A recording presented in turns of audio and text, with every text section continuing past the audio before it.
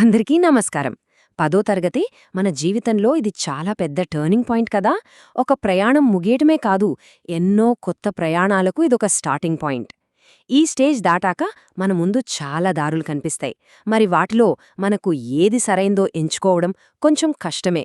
కానీ కంగారు పడకండి, ఈరోజు మనం ఈ ప్రయాణాన్ని ఎలా సింపుల్ చేసుకోవాలో చూద్దాం. 10th అయిపోగానే ప్రతి స్టూడెంట్ వాళ్ల పేరెంట్స్ మనసులో మెదిలే ఒకే ఒక్క ప్రశ్న, పయనమెటు? ఎటు వెళ్ళాలి? ఈ చిన్న ప్రశ్నే మన భవిష్యత్తు మొత్తాన్ని డిసైడ్ చేస్తుంది. అందుకే ఇందులో కాస్త టెన్షన్ కూడా ఉంటుంది.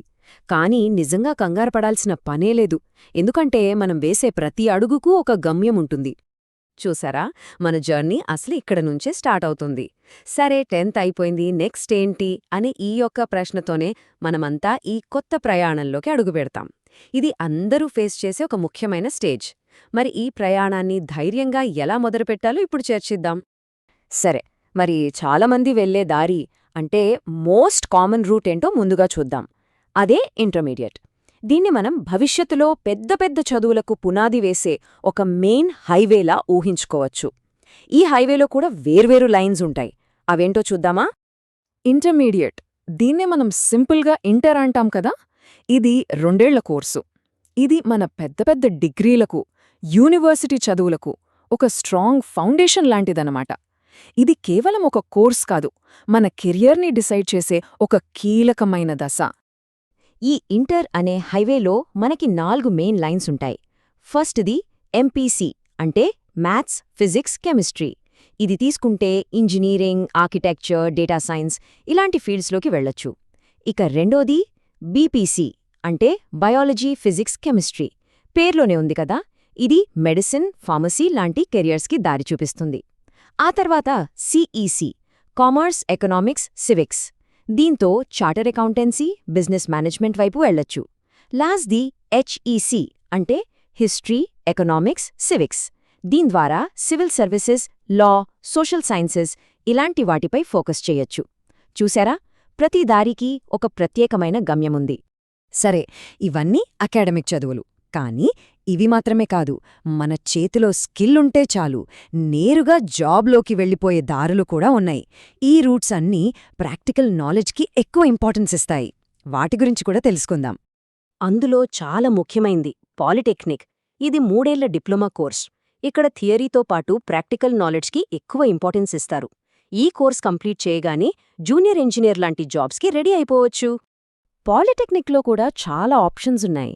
సివిల్, మెకానికల్, ఎలక్ట్రికల్ లాంటి కోర్ బ్రాంచెస్తో పాటు ఇప్పుడు బాగా డిమాండ్లో ఉన్న electronics, computer engineering, automobile engineering లాంటి స్పెషలైజ్డ్ కోర్సులు కూడా ఉన్నాయి. సో మనకు నచ్చిన ఫీల్డ్లో స్పెషలిస్ట్గా మారచ్చు. ఇంకో మంచి ఆప్షన్ ఐటీఐ. ఇవి 1 లేదా 2 ఏళ్ల కోర్సులు.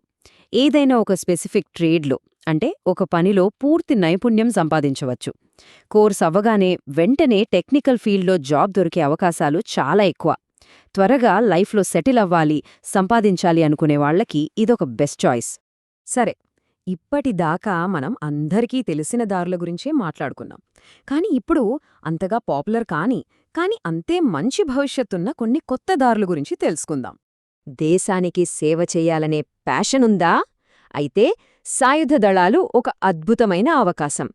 10th తర్వాత కూడా ఆర్మీ, నేవీ, ఎయిర్ ఫోర్స్లో చేరడానికి కొన్ని మార్గాలుంటాయి.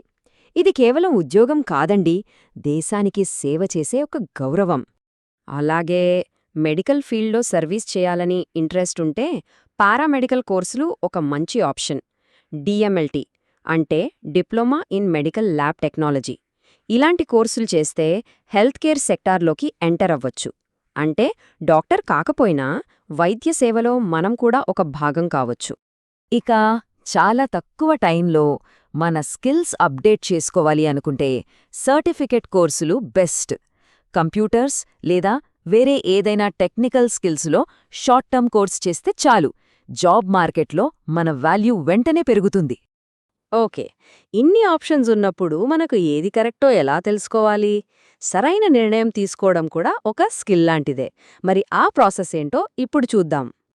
ఇక్కడ ఒక చాలా ముఖ్యమైన విషయం మనం గుర్తుపెట్టుకోవాలి.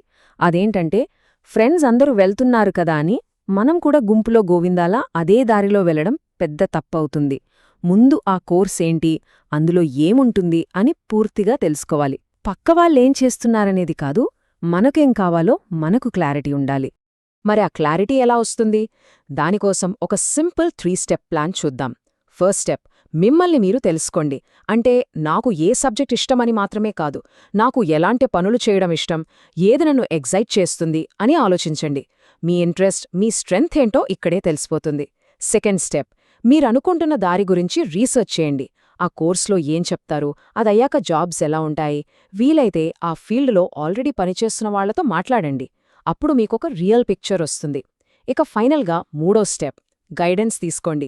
మన టీచర్స్, పేరెంట్స్, కెరియర్ కౌన్సిలర్స్ వీళ్ళందరితో మాట్లాడండి. వాళ్ల ఎక్స్పీరియన్స్ మనకు ఖచ్చితంగా ఉపయోగపడుతుంది. వాళ్ళు మనకు సరైన దారి చూపించగలరు. ఒక విషయం గుర్తుంచుకోండి, ప్రతి ఒక్కరి జర్నీ వాళ్లకి యునీక్. ఒకరికి వర్కౌట్ అయింది, మరొకరికి అవ్వకపోవచ్చు. అందుకే మీ దారిని మీరే వెతుక్కోవాలి. సో, ఇంతకీ మీ ఈ కొత్త ప్రయాణంలో మీ ఫస్ట్ స్టెప్ ఏంటి? ఈ ప్రశ్నతో మీ భవిష్యత్తును ప్లాన్ చేసుకోవడం మొదలుపెట్టండి. All the best!